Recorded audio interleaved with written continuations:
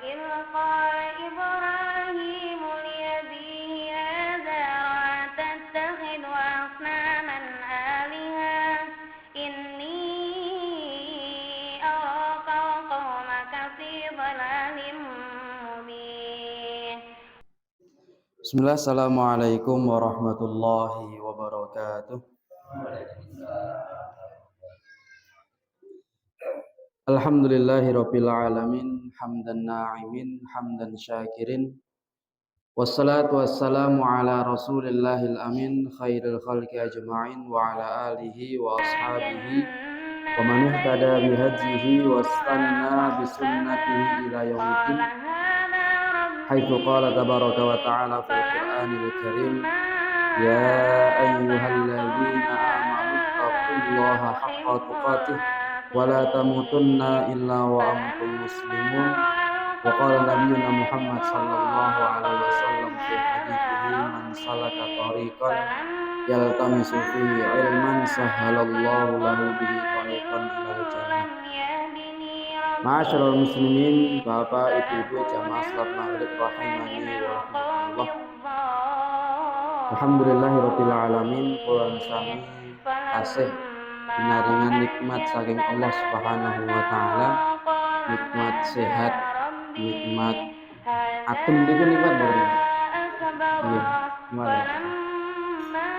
Para ulama nyebataken bahwasanya salah setunggalipun nikmat ingkang paling ageng Allah paringaken dumateng seorang muslim yaitu liqaul ikhwan.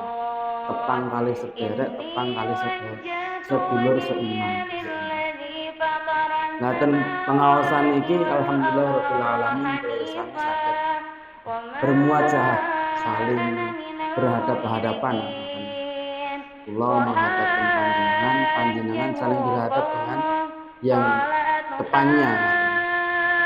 Itu nikmat saking Allah Subhanahu wa taala. Karena kenapa?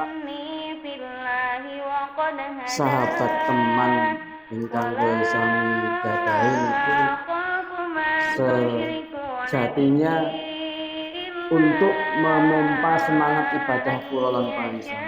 Tepang kali rencang loh. Salate kok khusyuk tenan. Kula kok salate dereng saged khusyuk. Kula ndek wau masbuk tapi mboten kemutan masbuke pinten. Saking khusyuk ini. Mlebeten masjid langsung Allahu Akbar. Imam salam, telat pinten nggih ngoten. Itu saling kita menilai dengan teman kita, tetangga kita. Ayu amalin ahsanu minna. Amalan siapa yang paling bagus di antara. Maka pada kesempatan kali ini saya memperkenalkan diri ya Pak. Dereng nate mriki pas tesih dados santri ngaten nggih. Nami kula Hamzah Saifuddin nggih Pak. Saged dipanggil Hamzah. Kula aslinipun nggih Manang, caket kalih Siwal ngaten nggih. Rencang-rencang sanjang glosor tekan ngoten nggih. Asline nggih mboten nggih. Namung istilah mawon. Manang. Alhamdulillah kula sami kula secara pribadi pikantuk putrinipun Pak Wat Slamet nggih. RT Etan apa kulon Pak niku Pak? Etan nggih. Alhamdulillahirabbil alamin. Shalawat dan salam semoga senantiasa Allah curah dan limpahkan kepada Rasulullah sallallahu alaihi wasallam, kepada keluarga beliau, sahabat beliau, tabi'in, tabi'ut tabi'in lan sinten mawon ingkang menghidupkan sunah-sunah Rasulullah hingga yaumul kiamat. Maka ma'asyiral muslimin rahimani wa rahmatullah. Pada dasarnya seorang manusia, seorang muslim, secara khusus seorang manusia secara umum niku tetap membutuhkan Allah Subhanahu wa taala. Kul sami ingkang saged ibadah 10 tahun, 80 tahun saged dekat dengan Allah, sejatinya tetap butuh kepada Allah Subhanahu wa taala. Begitupun dengan kul sami menawi nggadahi harta ingkang kathah, kaya, pangkat ingkang tinggi di masyarakat, pangkatnya luar biasa, lurah ngoten nggih. Bahkan bisa jadi pejabat. Setinggi apapun derajat seseorang di tengah masyarakat, sekaya apapun seseorang di tengah masyarakat, sejatinya tetap membutuhkan Allah Subhanahu wa Ta'ala. Maka dari itu, apalagi kalau kita pengen dicintai oleh orang lain. Kita sebagai masyarakat pengen orang lain, masyarakat yang lain juga cinta kepada kita, suka kepada kita. Maka apa? Imam di dalam kitab Ad-Da' wa Dawa nyebatakan bahwasanya kalau kita ingin sesuatu seperti dicintai oleh orang lain, dihormati oleh orang lain, maka apa? Solusinya kita cinta dulu kepada Allah Subhanahu wa Ta'ala. Kita hormati Allah Subhanahu wa Ta'ala, kita muliakan Allah Subhanahu wa Ta'ala. Kalau kita pengen dicintai oleh orang lain, tapi ternyata kadar kecintaan kita kepada Allah itu kecil sekali, maka bagaimana Allah akan memberikan kecintaan orang lain kepada kita kalau cinta kita kepada Allah saja itu kecil? Begitupun dengan kemuliaan. Menawi kalau kami menginginkan dimuliakan oleh orang lain, tetangga memuliakan, teman menghormati, tapi kita lupa, kita tidak menjunjung tinggi Allah Subhanahu wa Ta'ala, tidak menghormati Allah Subhanahu wa Ta'ala. Nalikanipun azan sudah berkumandang, engko wae wektale tesih dangu. Menawi enten siam, sahure mengke mawon. Lah tangi-tangi lah kok tuwuk ngoten nggih, dahar jam 6 ngoten nggih. Tidak menghormati syariat Allah Subhanahu wa Ta'ala, bagaimana Allah akan memberikan kemuliaan dan penghormatan orang lain kepada kita kalau kita saja tidak memuliakan Allah. Kalau saja kita tidak menghormati Allah Subhanahu wa Ta'ala. Maka sebanding lurus, sebesar apapun cinta kita kepada Allah, maka sebesar itulah orang lain juga mencintai kita. Sebesar apapun kepedulian kita kepada Allah, maka sebesar itulah kepedulian orang lain terhadap kita. Sekeras apapun kita memperjuangkan syariat Allah, maka sekeras itulah Allah SWT juga memperjuangkan kemudahan untuk kita semuanya. Kalau kita pengen ditolong oleh Allah, maka tolonglah Allah Subhanahu wa Ta'ala dengan menjalankan syariat-syariat Allah Subhanahu wa Ta'ala. Maka ini sebanding lurus katanya. Maka dari itu seseorang perlu adanya hidayah. Karena kenapa? Kalau seseorang niku mboten ma'rifatullah, mengetahui Allah Subhanahu wa Ta'ala, ya orang tersebut juga mendapatkan hidayah, tapi hidayahnya mboten lengkap. Maka Imam Ibnu Qayyim niku nyebatakan bahwasanya hidayah niku enten sekawan. Ingkang pertama hidayah niku hidayah umum. Napa hidayah umum niku? Ya hidayah yang Allah Subhanahu wa Ta'ala niku berikan kepada entah itu seorang muslim, non muslim, anak kecil, seorang ibu, kepada hewan yang buas atau yang jinak, semua mendapatkan hidayah. Maka dinamakan hidayah umum. Karena secara bahasa hidayah itu adalah petunjuk. Secara bahasa hidayah itu adalah petunjuk. Secara istilah hidayah itu petunjuk dari Allah Subhanahu wa Ta'ala, yang Allah Subhanahu wa Ta'ala karuniakan kepada mereka yang Allah kehendaki. Maka dalam pembahasan hidayah yang umum niki, maka bisa merubah hewan yang buas, singa, ular, yang memangsa hewan yang lain, itu bisa menyayangi anaknya sendiri, yang sama-sama punya daging. Kalau makanannya hewan tersebut adalah daging. Hewan yang buas bisa menyayangi anaknya.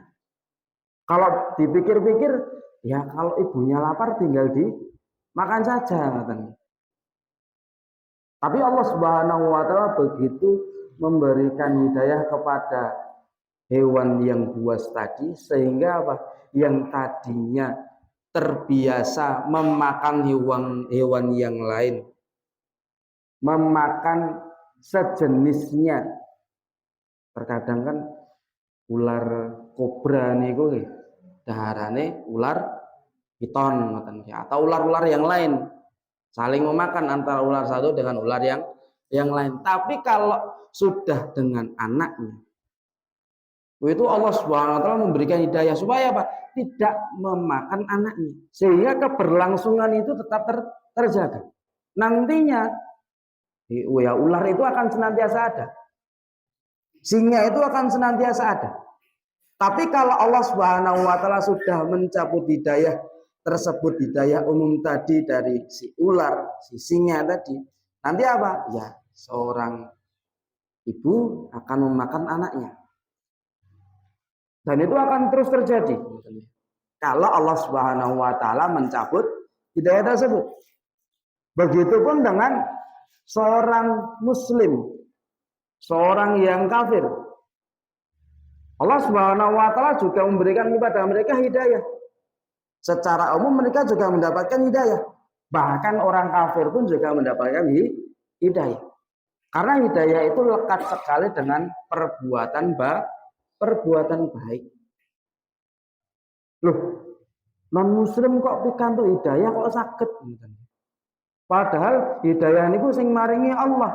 Mereka mboten menyembah Allah, mboten mempercayai Allah. Lah tapi ka Allah Subhanahu wa taala niku maringi hidayah dumateng orang-orang yang non muslim. Itulah kecintaan Allah Subhanahu wa taala kepada ciptaannya. Tetap peduli kepada mereka sebagai ciptaan Allah Subhanahu wa taala. Maka kita dapati ada non muslim yang benar-benar dermawan, senang sekali memberikan bantuan, memperjuangkan hak orang lain, dan perbuatan-perbuatan baik yang lainnya. Itu karena hidayah Allah Subhanahu wa taala secara umum. Kalau orang kafir, non muslim, itu Allah Subhanahu wa taala memberikan hidayah cuma satu, yaitu hidayah umum. Secara umum saja, sebagaimana hewan. Tapi kalau sudah masuk dalam ranah Islam, seorang muslim bisa mendapatkan keempat-empat hidayah ini. 3 secara beruntun, bisa juga. Yang satu Allah Subhanahu wa taala tangguhkan nanti di akhirat. Maka beruntunglah dan berbahagialah kita semuanya sebagai seorang muslim yang Allah Subhanahu wa taala sudah mentakdirkan kula sami niku pikantuk 3 hidayah di dunia dan 1 hidayah di akhirat, sehingga semuanya 4. Maka masyarul muslimin rahimani wa rahmakumullah. Kemudian hidayah yang kedua yang lekat sekali dengan seorang muslim adalah hidayatul irsyad. Hidayatul irsyad adalah hidayah yang Allah Subhanahu wa taala berikan kepada seorang muslim dengan melalui Rasulullah SAW dan hadis-hadis beliau. Begitupun dengan wahyu yang Rasulullah SAW sampaikan kepada kita. Itu adalah hidayatul irsyad.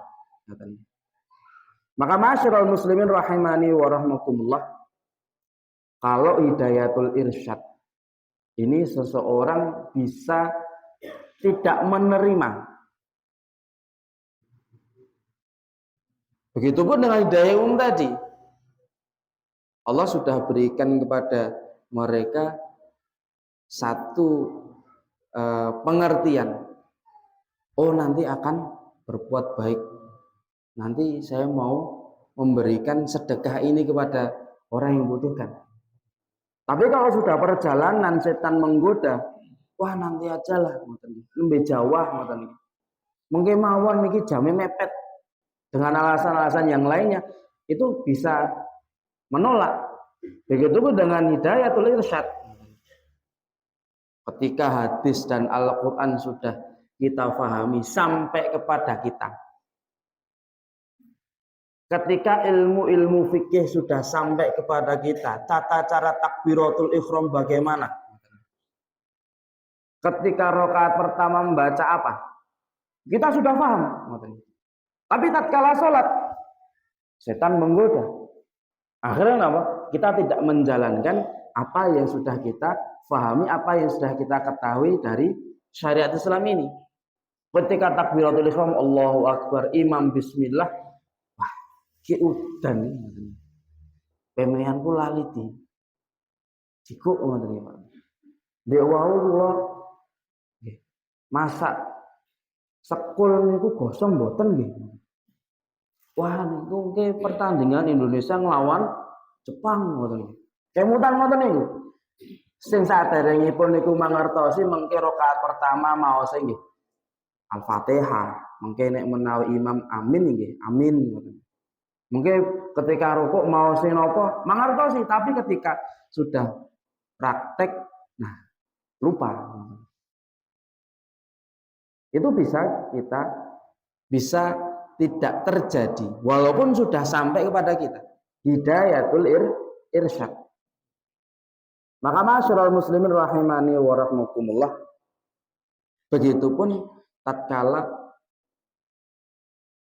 seorang nabi soleh, nabi namanya nabi soleh, kaumnya apa? Samud, kaum yang Allah Subhanahu wa taala takdirkan bisa memahat gunung. Gunung niku dipahat nggih, Pak. Niku didamel griya ngoten. Niki sakniki nggih tesenten nggih bukti-buktine ngoten nggih. Ada sebuah bukit niku yang ternyata ketika dilihat ya seperti rumah. Di dalamnya ada ruangan. Itu keahlian kaum Samud, kaumnya Nabi Soleh. Menawi tesih hidup di sini Merapi niku pun dados griyane niku, Pak. Semeru niku pun dados griya niku dipahat. Keahlian mereka memahat gunung jadi rumah. Akan tapi apa? Ketika Nabi Soleh, seorang nabi yang dahulunya sangat didamba-dambakan untuk dipilih sebagai pemuka kaum, kepala suku. Tapi ketika sudah mau pemilihan, Allah Subhanahu wa taala menakdirkan soleh niki dados nabinipun Allah Subhanahu wa taala, dados utusanipun Allah Subhanahu wa taala. Yang dahulu niku dipercaya. Ketika ada amanah, wow, soleh. Ketika ada urusan, datangnya ke siapa? Ya Nabi Soleh. Tatkala Allah Subhanahu wa taala itu mentakdirkan Nabi Soleh sebagai utusan Allah Subhanahu wa taala, kaumnya saat itu langsung memusuhi Nabi Soleh. Tidak mempercayai lagi. Sebagaimana Rasulullah SAW dahulu. Rasulullah SAW dahulu dipercaya. Bahkan gembala orang-orang Mekah niku kalau mereka mau pergi berdagang, memiliki kambing dan unta dan sebagainya, nitipnya ke Rasulullah SAW. Saking dipercaya Rasulullah SAW. Tapi ketika Rasulullah itu sudah mendapatkan wahyu, dipilih oleh Allah SWT menjadi Rasulnya Allah SWT, seketika itu yang sebelumnya percaya menjadi mendustakan. Yang sebelumnya menghormati tiba-tiba suka mengejek. Itu juga didapatkan oleh Nabi Soleh. Kaum Samud, tatkala Allah Subhanahu wa taala berfirman, wa amma Samudu fahadainahum fastahabbul 'ama 'alal huda. Ketika kaum Samud telah diberikan petunjuk oleh Allah Subhanahu wa taala, Nabi Soleh dakwah ke sana kemari mengajak kepada Islam. Banyak yang mencurigai, banyak yang memusuhi. Fastahabbul 'ama 'alal huda. Akan tapi kaum Tsamud itu memilih untuk enggan ikut kepada Nabi Soleh. Bahkan sampai kaumnya Nabi Soleh ini meminta bukti yaitu onta. Onta kalau dilarikan dari indonya ini biasa. Nabi Soleh nek saged niki enten watu niki medalke unta saking mriki ngoten. Niki enten motor, joke mang buka medale unta mboten. Niki enten watu ageng niki menawi jenengan pecahke medale unta napa mboten. Nek medale unta kita percaya. Karena itu langsung dari Allah Subhanahu wa taala. Nek panjenengan niku dados utusanipun Allah. Tatkala sudah terjadi tanda-tanda hidayah tadi sudah datang, unta sudah keluar, Nabi Soleh juga sudah mengajak. Kalau seorang Nabi sudah mengajak, itu adalah hidayah. Orang lain mengajak kepada kebaikan, itu adalah hidayah. Tapi keputusannya adalah orang yang menerima. Kalau kaum Tsamud itu mereka memilih tidak menerima hidayah tersebut. Dengan mendustakan Nabi Soleh, dengan menyembelih unta tadi. Kalau ada orang yang mengajak kepada kita kebaikan, monggo mengke menawi sholat subuh ampun telat, kemuliaan sholat subuh niku ageng.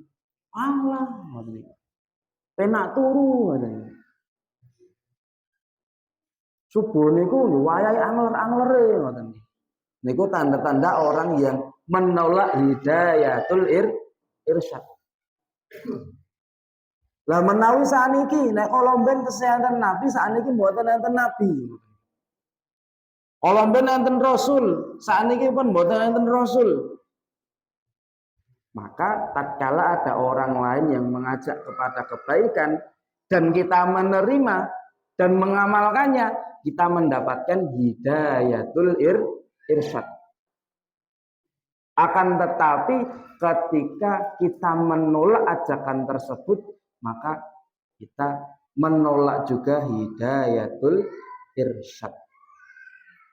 Kalau hidayatul irsyad, setan bisa menggoda sehingga hidayah itu tidak sampai bisa.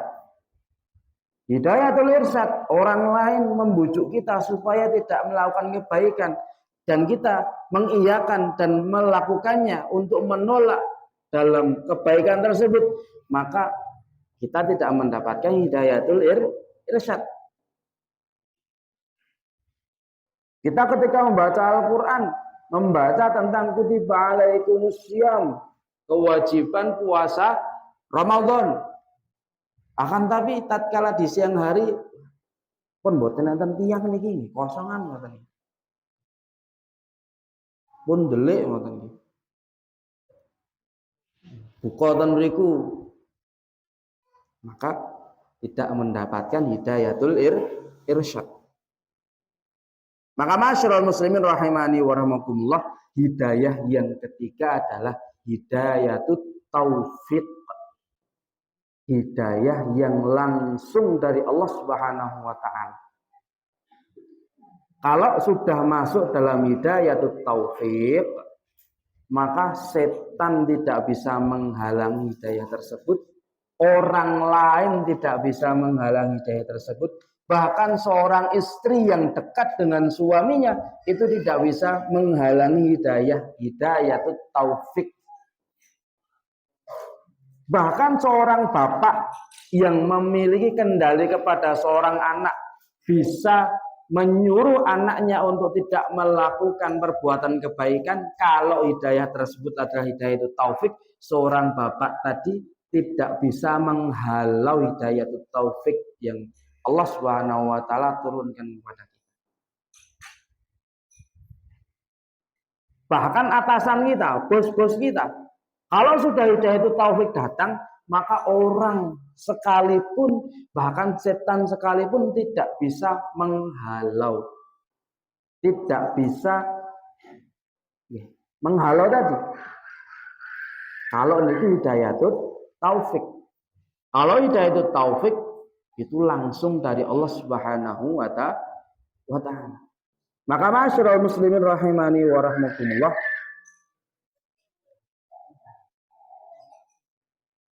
maka ini adalah hidayah yang sesungguhnya. Maka bergembiralah bagi orang-orang yang Allah Subhanahu wa taala karuniakan hidayah atau taufik ini. Karena kenapa? Wa may yahdillahu wa yahdi may yasha. Fa innallaha yudhillu may yasha'u wa yahdi may yasha.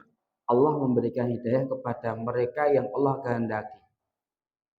Maka cara untuk bisa mendapatkan hidayah atau taufik ini bukan dengan istirahat, bukan dengan leha-leha, boten terus tidak berusaha, tidak harus berusaha.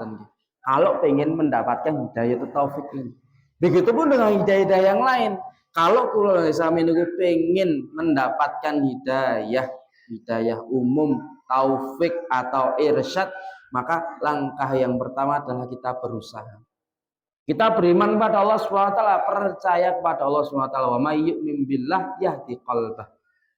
Orang yang beriman pada Allah SWT, maka Allah akan memberikan hidayah kepadanya.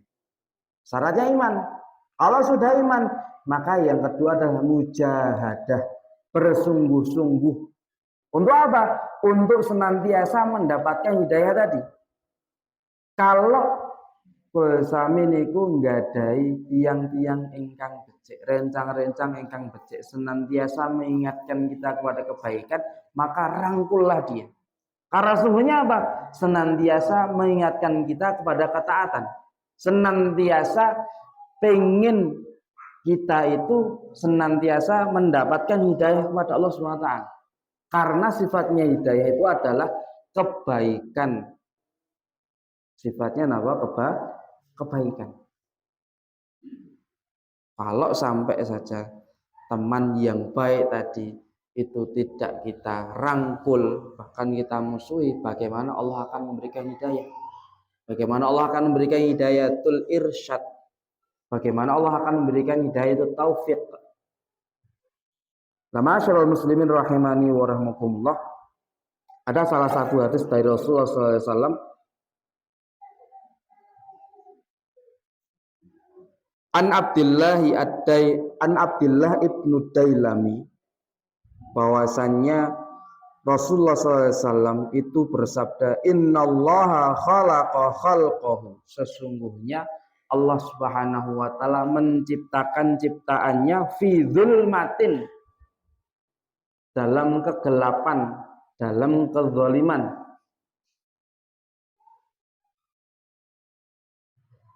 Summa alqa alaihim min nurihi. Kemudian Allah Subhanahu wa taala berikan kepada mereka cahaya hidayah. Cahaya hidayah. Faman asabahu min nurihi yauma idzin faqadih tada. Orang-orang yang tersinari, mendapatkan sinar hidayah tadi di dalam hatinya, maka apa? Sejatinya dia mendapatkan hidayah dari Allah Subhanahu wa ta'ala. Wa man akhta'ahu minhu dhalla. Barang siapa yang tidak akhta'a, melakukan kesalahan, dhalla, orang tadi dalam kesesatan. Maksudnya kesesatan tadi apa? Kezaliman tadi apa? Itu tidak mendapatkan cahaya dari Allah Subhanahu wa ta'ala. Ma'asyiral muslimin rahimani wa rahimakumullah. Maka di dalam hadis yang lain, kharaja alaina Rasulullah sallallahu alaihi wasallam. Rasulullah niku keluar dari rumahnya mendatangi para sahabat. Faqala, Rasulullah bersabda, Alhamdulillahilladzi yahdi minadh dhalalah. Segala puji bagi Allah yang memberikan kepada kita hidayah dari kesesatan. wa yulbisu dhalalatu ala man ahabba. Ma'asyiral muslimin rahimani wa rahmatullah. Maka sejatinya orang-orang yang mendapatkan hidayah dari Allah Subhanahu wa taala, mereka dijauhkan oleh Allah dari kesesatan, dari kemaksiatan. Maka seorang muslim itu tatkala dalam pembahasan hidayah, mereka membutuhkan hidayah dalam jumlah yang banyak dalam satu harinya melebihi makannya dia. Jadi kalau seorang manusia sehari bisa makan berapa kali? 5 kali, 10 kali. Maka dalam perkara hidayah, seseorang itu membutuhkan lebih dari jumlah makannya dalam setiap harinya. Karena begitu pentingnya hidayah tersebut untuk kita semuanya. Seorang bisa menjadi baik itu karena hidayah. Orang bisa menjadi buruk perilakunya itu karena jauh dari hidayah. Ma'asyiral muslimin rahimani wa rahmakumullah. Kemudian hidayah yang paling puncak adalah yaitu hidayah tatkala Allah Subhanahu wa taala memberikan petunjuk kepada kita untuk memasuki surganya Allah Subhanahu wa taala. Ini adalah hidayah yang paling puncak yang nanti akan didapatkan oleh mereka yang Allah Subhanahu wa taala karuniakan hidayah. Berikan petunjuk jalan ke surga kemana? Ditunjukkan oleh Allah Subhanahu wa taala. Jalan ke pintu Ar-Rayyan kemana? Allah berikan petunjuk kepada mereka. Ini adalah hidayah yang paling puncak yang akan didapatkan oleh seorang muslim. Maka ma'asyiral muslimin rahimani wa rahmatullah, dalam surat Al-A'raf ayat 43 Allah SWT berfirman, wa qalul hamdulillahilladzi hadana li hadza wa ma kunna linahtadiya laula an hadanallah.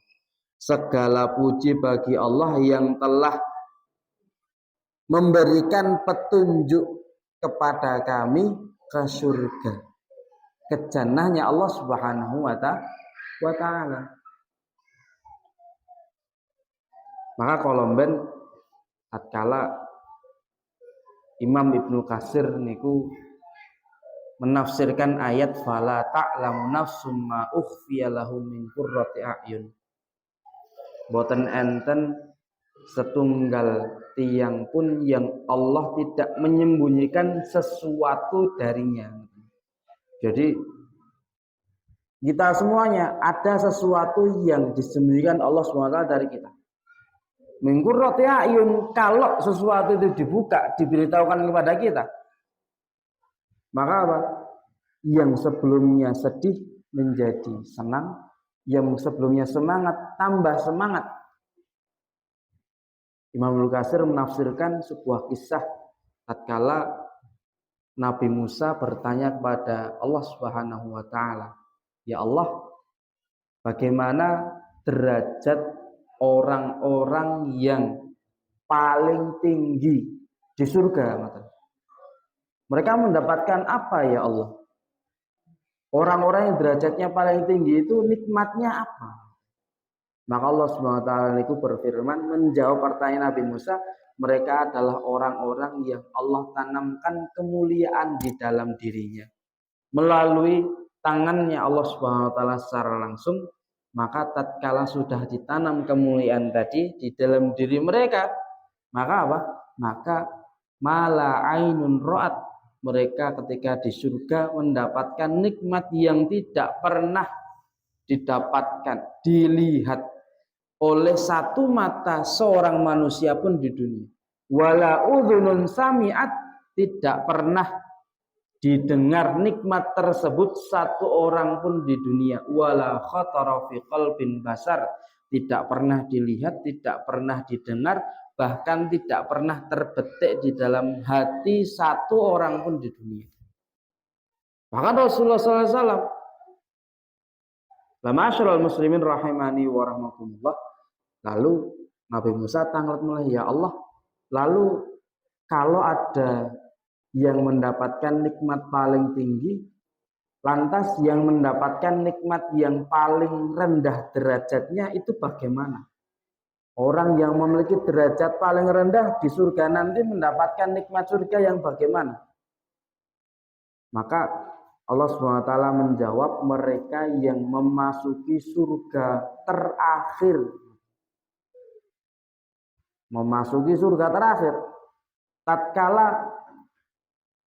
mau masuk surga, niku mandek ngoten berdiri.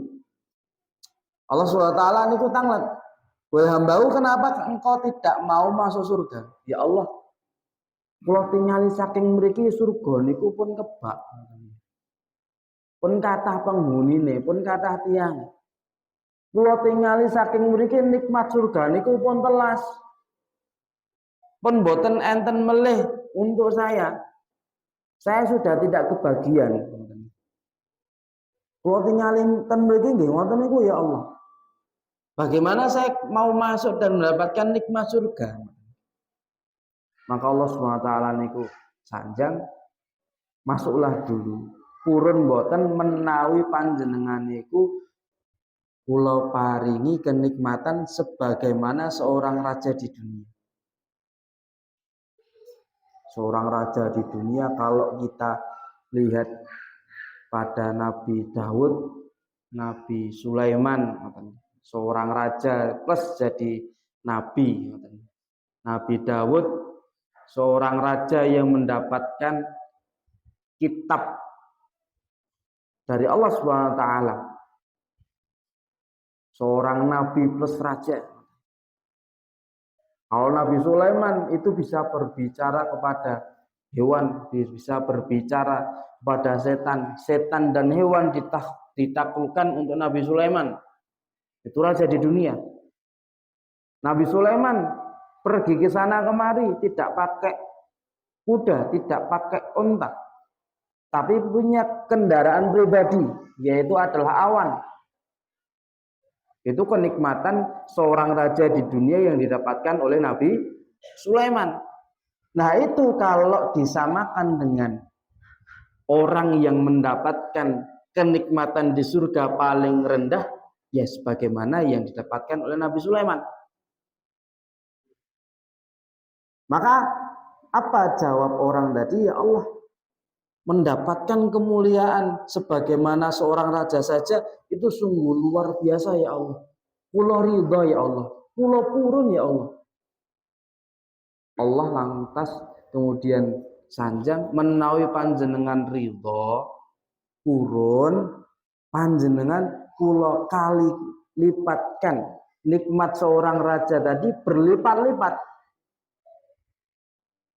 Kalau kenikmatan seorang raja yang didapatkan Nabi Sulaiman itu 1 lipatan, maka kenikmatan tersebut akan dilipat gandakan oleh Allah Subhanahu wa taala untuk mereka yang derajat di surga itu paling rendah. Kinten-kinten bahwa ibu-ibu mlebet swarga purun mboten niki, Pak. Nggih, purun nggih, pertanyaan nggih, konyol nggih, Pak. Surga kok tesih ditangletke nggih. Burung sing nginggil napa sing ngandhap bapak-bapak ibu-ibu. Tesih mikir niki nggih. Masyaallah muslimin rahimani wa rahimakumullah. Maka dari itu surga apakah yang mau kita masuki? Mari kita perjuangkan dari sini. Dengan apa? Dengan berusaha meminta hidayah kepada Allah Subhanahu wa taala supaya mendapatkan keempat hidayah ini. Hidayatul am, hidayah secara umum. Mendapatkan hidayatul irsyad, bisa memahami hadis, bisa memahami Al-Quran, bisa dimudahkan dalam beramal. Hidayatul taufiq, hidayah yang langsung dari Allah Subhanahu wa taala, dan juga kita minta hidayatun ilal jannah, hidayah kepada surganya Allah Subhanahu wa taala. Jangan sampai kita lupa dengan meminta hidayah ini. Karena hanya dengan hidayah ini kita bisa mendapatkan semua kenikmatan dari Allah Subhanahu wa taala, kebaikannya hingga jannahnya. Maka masyaallah muslimin rahimani wa rahimakumullah, sampun azan niki ingkang saged kula aturaken menawi enten salah kata saking kula nyuwun pangapunten menawi enten benaripun niku saking Allah Subhanahu wa taala. Al-haqqu mir rabbika fala takunanna minal mumtarin wallahu muwaffiq ila aqwamit thoriq. Assalamualaikum warahmatullahi wabarakatuh.